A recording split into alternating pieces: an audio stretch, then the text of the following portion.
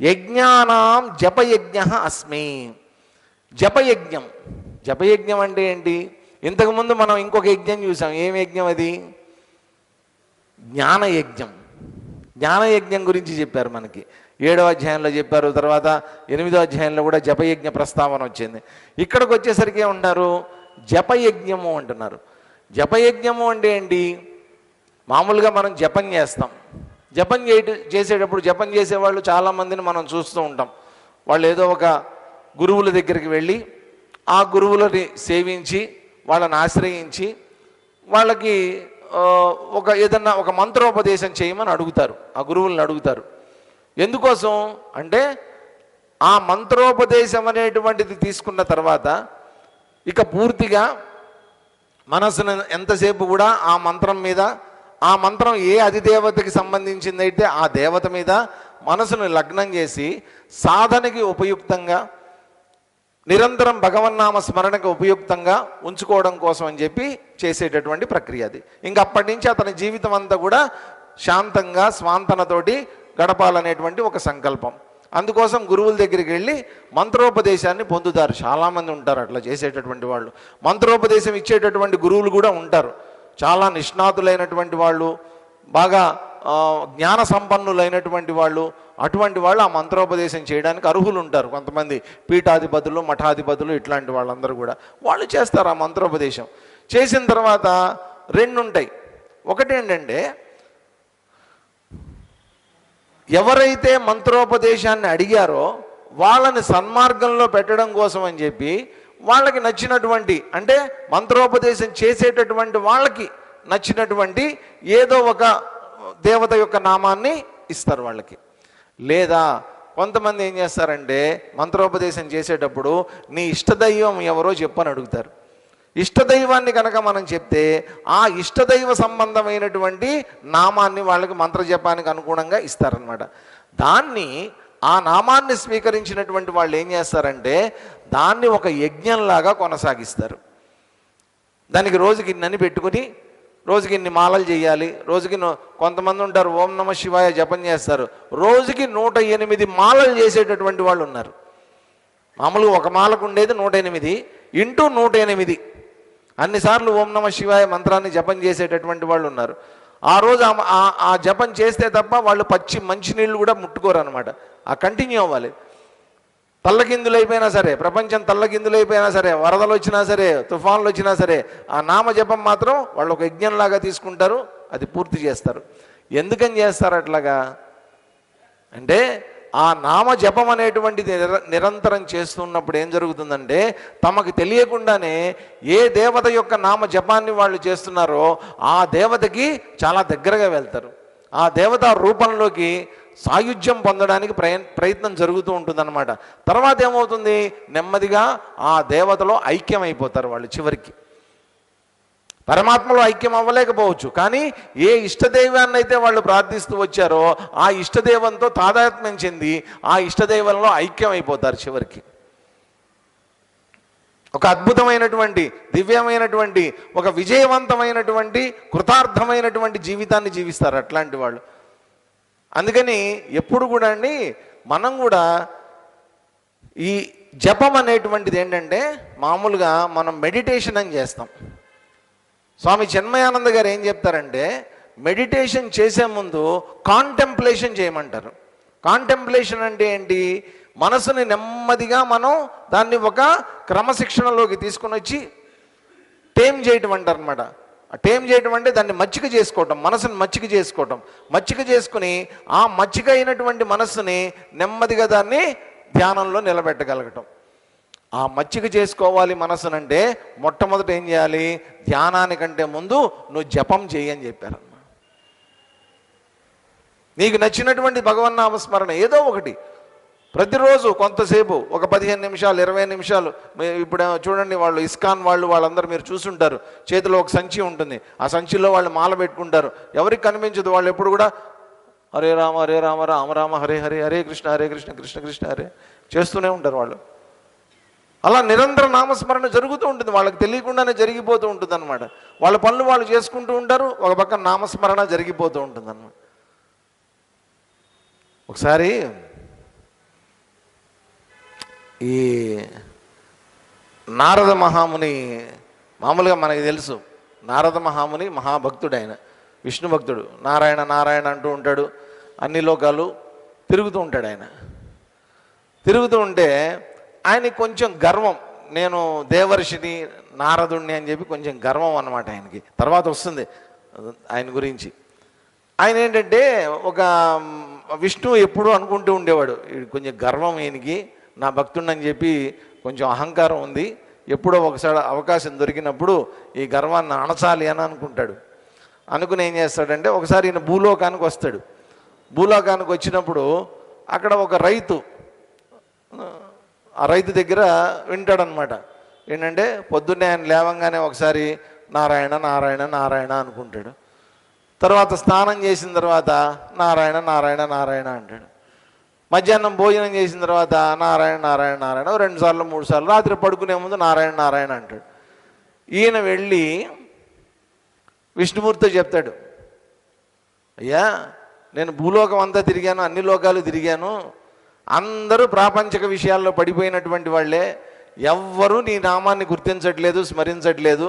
నిన్న చూసి వచ్చాను ఒకడిని, ఆ రైతుని చూసి వచ్చాను, ఊరికినే 4 సార్లు పొద్దున్న నుంచి సాయంత్రం లోపల ఒక 4 సార్లు 5 సార్లు నారాయణ నారాయణ అన్నాడు. నేను నిరంతరం నీ నామస్మరణే చేస్తూ ఉంటాను కదయ్యా విష్ణు, నేను కదా నిజమైనటువంటి భక్తుడిని అని చెప్పని అంటాడు. అవును అవును, నువ్వే నిజమైనటువంటి భక్తుడివి, నీ అంత భక్తుడు ఎవ్వడు లేడు, వాస్తవమే. నీకు ఒక చిన్న ఇది ఇస్తా, నీకు ఒక టెస్ట్ పెడతా నిన్ను, దాంట్లో కనుక నువ్వు గెలిస్తే నువ్వే నిజమైనటువంటి భక్తుడు కింద నేను ఒప్పుకుంటాను అంటాడు. సరే పెట్టమంటాడు. ఏంటంటే ఒక గిన్నె నిండుగా పట్టుకుంటే అట్లా కదిపితే పడిపోయేటట్టు నూనె పోస్తాడు దాంట్లో విష్ణుమూర్తి. కొంచెం కదిపామంటే పడిపోతుంది అనమాట, దాంట్లోంచి కొంచెం పక్కకు వస్తుంది. అది చేతిలో పెడతాడు. చేతిలో పెట్టి ఇప్పుడు నువ్వేం చేస్తావంటే ఈ గిన్నె పట్టుకొని భూలోకంకి వెళ్ళి భూలోకం చుట్టూ 3 సార్లు తిరిగిరా అంటాడు. ఈయన వస్తాడు భూలోకానికి, వచ్చి 3 రౌండ్లు తిరుగుతాడనమాట. అది ఆయన ఎంతసేపు ఏంటంటే ఇట్లా జాగ్రత్తగా పట్టుకుని మొత్తానికి 3 రౌండ్లు పూర్తి చేస్తాడు ఆ గిన్నె పట్టుకొని పైకి వచ్చిన తర్వాత విష్ణుమూర్తి చెప్తాడు, స్వామి చూడు ఒక్క బొట్టు కూడా కింద పడలేదు అంటాడు. అప్పుడు విష్ణుమూర్తి అడుగుతాడు అనమాట, నువ్వు తిరిగావు సరే 3 రౌండ్లు తిరిగావు, నేను చెప్పిన ఈ 3 రౌండ్లు తిరుగుతున్నంతసేపు ఎన్నిసార్లు నన్ను తలుచుకున్నావు నిజం చెప్పు అని అంటాడు. లేదు స్వామి, ఒక్కసారి కూడా నువ్వు గుర్తు రాలేదు, నువ్వు ఒప్పేసుకుంటాడు ఆయన. ఒక్కసారి కూడా నీ నామం గుర్తులేదయ్యా, ఒక్కసారి కూడా నేను తలుచుకోలేకపోయాను నిన్ను అని. చూడు మరి అతను ఒక రైతు కదా, నిన్న చూసి వచ్చినటువంటి వాడు ఒక రైతు, అతను ఒక సంసారి. అతని దైనందిన జీవితం, దైనందిన వృత్తి ఏంటంటే వ్యవసాయం చేయడం. ఆ వ్యవసాయం చెయ్యకపోతే అతనికి పొట్టకూడు లేదు, ఆయనకి పూట గడవడం కష్టం ఆయనకి. ఈయన ఏదన్నా సంపాదించి ఏదన్నా పంట పండించి తీసుకొస్తే వాళ్ళ ఆవిడ వండి పెడుతుంది. కాబట్టి ఆయన భార్య పిల్లలు అందరూ ఉన్నారు ఆయనకి, ఆయన చేయాల్సినటువంటి వృత్తి వ్యవసాయం ఉంది. అవన్నీ చేస్తూ కూడా నా నామస్మరణ చేస్తున్నాడు చూసావా, కాబట్టి నీకంటే నిజమైన భక్తుడు ఎవరంటే ఆయన అంటాడు. అప్పుడు నారదుడు ఒప్పుకుంటాడు, కరెక్టే స్వామి, నేను చాలా అహంకారంతో ఉన్నాను, ఏదో 3 లోకాలు నారాయణ నారాయణ అని చెప్పి అనుకుంటూ ఏదో తిరుగుతున్నానన్న మాటే కానీ అంత ప్రదర్శన అని ఇప్పుడు నాకు అర్థమైంది. నిజమైన నామస్మరణ చేసేటటువంటి వాడు ఆ భక్తుడే, నిజంగా నామజపం చేసేటటువంటి వాడు అతనే అని చెప్పి అర్థమవుతుంది. కాబట్టి ఈ జపయజ్ఞము అనేటువంటిది నిన్న కూడా మనకెవరో ఇచ్చారు కదా కాగితాలు, ఇవి శ్రీరామ రాయమని చెప్పి ఇచ్చారు. అది కూడా ఏంటంటే లిఖిత జపం అంటారు. లిఖిత జపం అది కూడా అంతే. శ్రీరామ కొంతమంది రాస్తారు, రామకోటి రాస్తారు. రామకోటి ఏమిటి? లిఖిత జపం. అది కూడా జపయజ్ఞమే. ఓం నమ శివాయ అని రాసేటటువంటి వాళ్ళు ఉన్నారు, అది కూడా జపయజ్ఞమే. ఎందుకని రోజు కనీసం ఒక 2 పేజీలు 3 పేజీలు శ్రీరామ శ్రీరామ అని రాయాలి అంటే మాటలు కాదండి, మనసంతా దాని మీద పెట్టి శ్రీరాముడిని తలుచుకుంటూ ఆ శ్రీరామ నామాన్ని మనసులో స్మరిస్తూ పెదవులతో ఉచ్చరిస్తూ శ్రీరామ శ్రీరామ శ్రీరామ శ్రీరామ అంటూ రాస్తూ ఉంటే మనసు ఎక్కడుంటుంది? రాముడి మీద ఉంటుంది పూర్తిగా. కాబట్టి ఆ రకంగా మనకి తెలియకుండానే ఈ జపం అనేటువంటిది చేస్తూ ఉన్నప్పుడు, లిఖిత జపం అనేటువంటిది చేస్తూ ఉన్నప్పుడు చక్కగా మనస్సు లగ్నం అవుతుంది. కాబట్టి భగవతత్వం మీద దైవ చింతన అనేటువంటిది అలవాటు అవుతుంది. కాబట్టి జపం అనేటువంటిది కంపల్సరీ అని పెట్టారు మనకి. కాబట్టి ఇక్కడే యజ్ఞాలు చాలా రకాలు ఉన్నాయి. ఈ జపాన్నే యజ్ఞంగా చేసేటటువంటి వాళ్ళు, ఈ జపమే ఒక యజ్ఞం అన్నమాట వాళ్ళకి. అనేక రకాల యజ్ఞాలు ఉన్నాయి, దాంట్లో జపయజ్ఞం ఒకటి.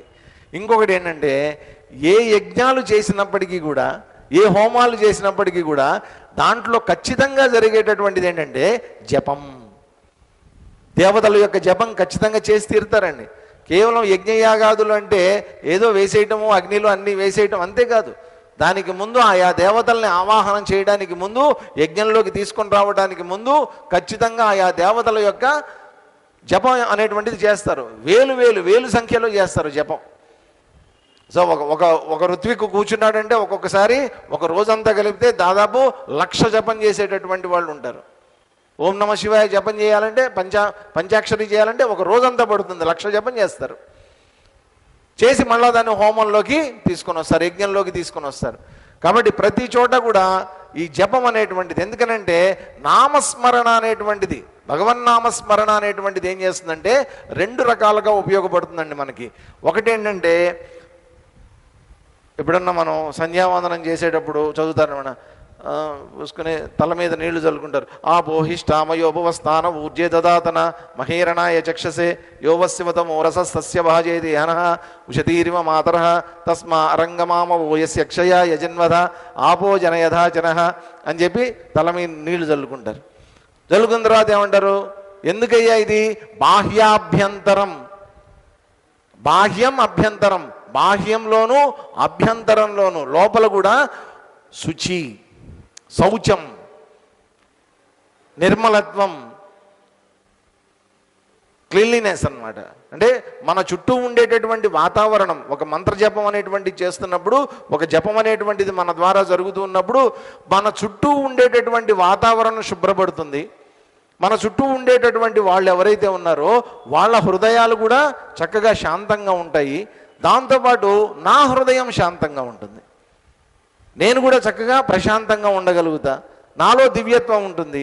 ఆ దివ్యమైనటువంటి మనసుతోటి నేను జపం చేస్తూ ఉన్నప్పుడు నా చుట్టూ ఉండేటటువంటి వాతావరణం కూడా దివ్యంగా మారుతుంది. అందుకని జపం అనేటువంటిది ఖచ్చితంగా చేసి దాన్ని యజ్ఞంగా స్వీకరించమన్నారనమాట. అందుకని యజ్ఞాలలోకి వెళ్ళా జపయజ్ఞం అయినటువంటిది నేను అని అన్నారు. స్థావరాణం హిమాలయ. మామూలుగా 2 పదాలు మనం వింటూ ఉంటాం వేదాంతంలో, పురాణాల్లో. అక్కడ స్థావర జంగమాలు అంటాం. స్థావర జంగమాలు అంటే ఏంటి? జంగమం అంటే కదిలేటటువంటిది, స్థావరం అంటే కదలకుండా ఒకచోటే ఉండేటటువంటిది, స్థాణువులాగా ఉండేటటువంటిది స్థావరం.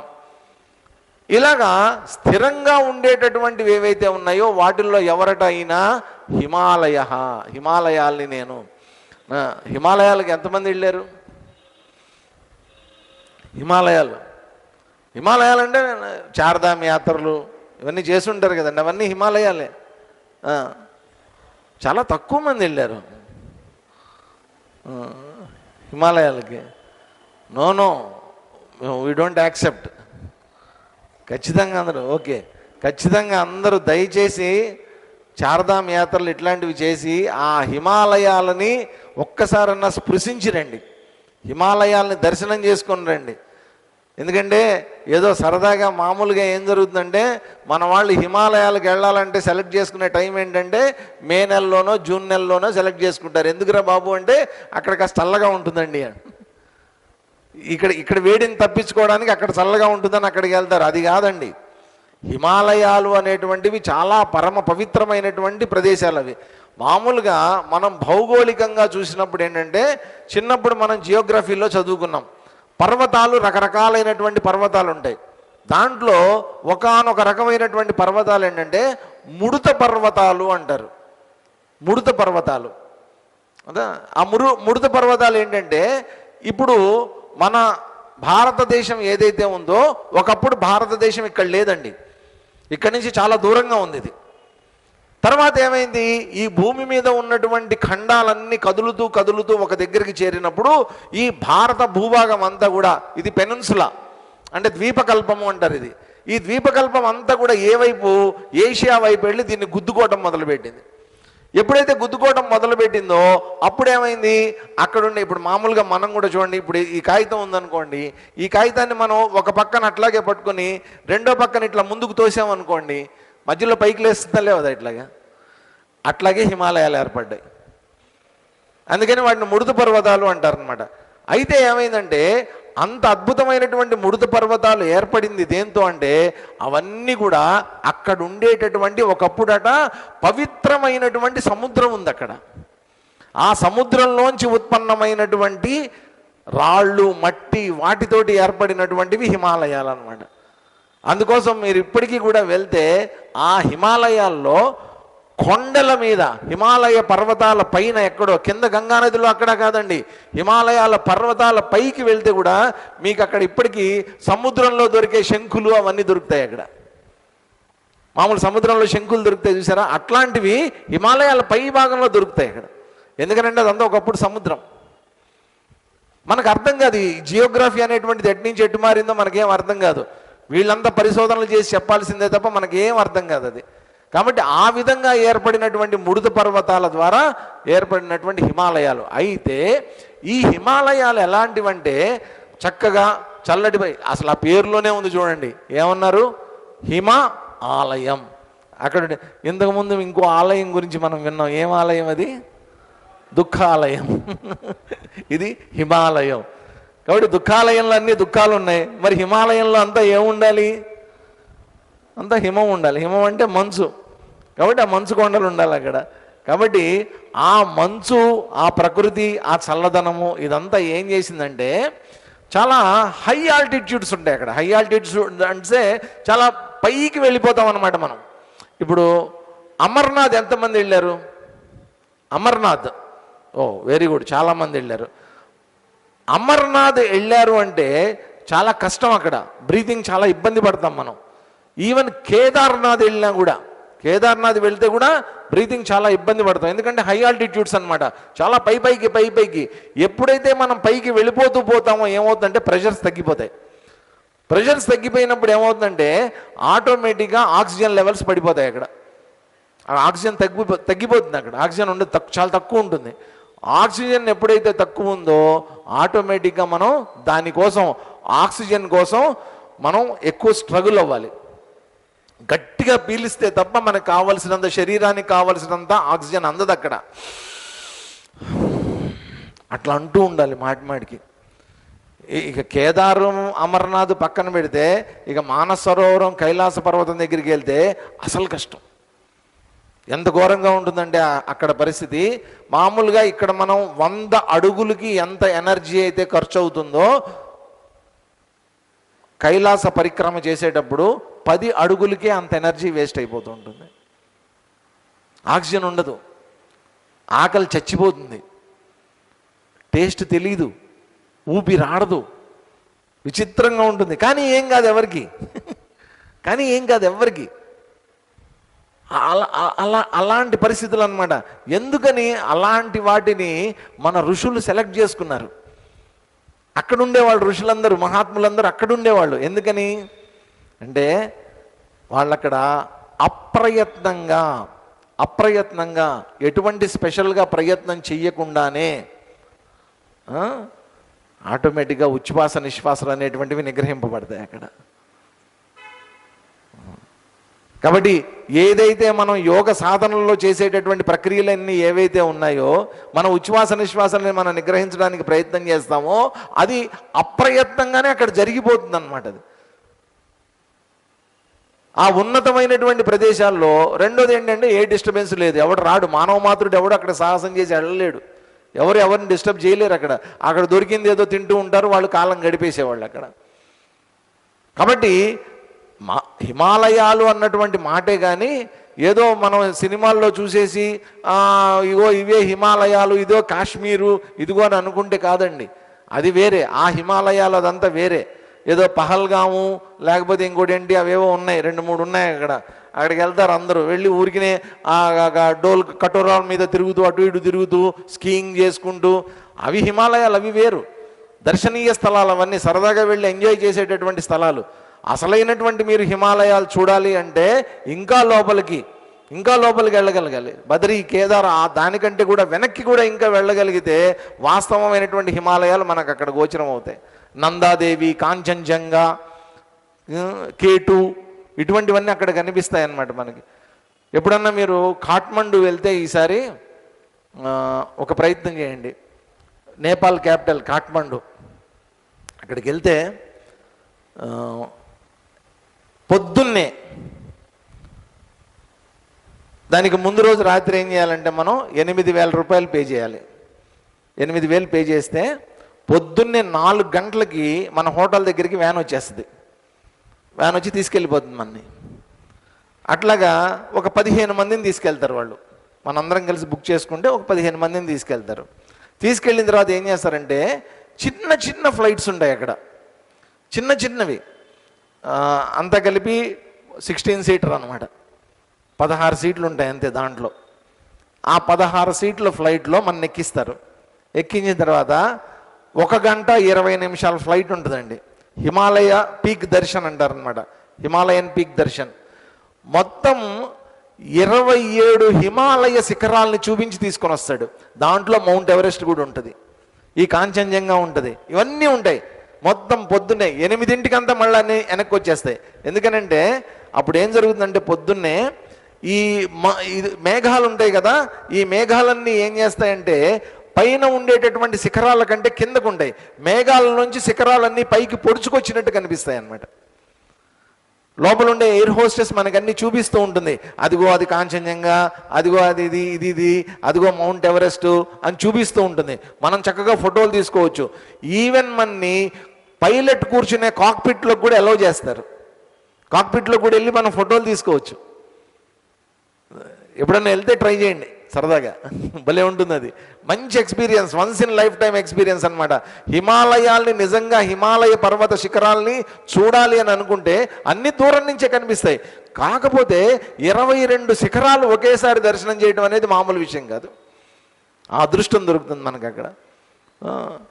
అటువంటి హిమాలయాల్లో చెప్పేటటువంటిది ఏంటంటే ఇప్పటికీ కూడా కొంతమంది మహాత్ములు ఇప్పటికీ అక్కడ ఉన్నారు.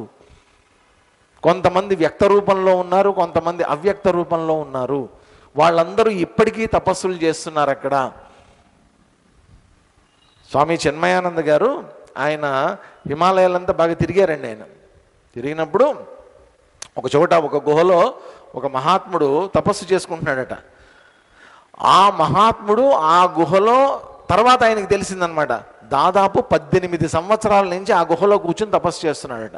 ఎప్పుడు తింటాడో తెలీదు, ఎప్పుడు తాగుతాడో తెలీదు, ఎప్పుడు బయటకు వస్తాడో తెలియదు, ఎప్పుడు లోపలికి వెళ్తాడో తెలియదు, ఎవరికీ తెలియదు.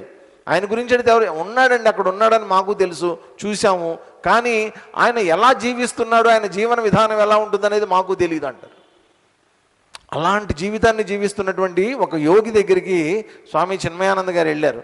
వెళితే ఆయన శరీరము తొడ మీద ఒక పుండు లాంటిది అయిపోయిందట.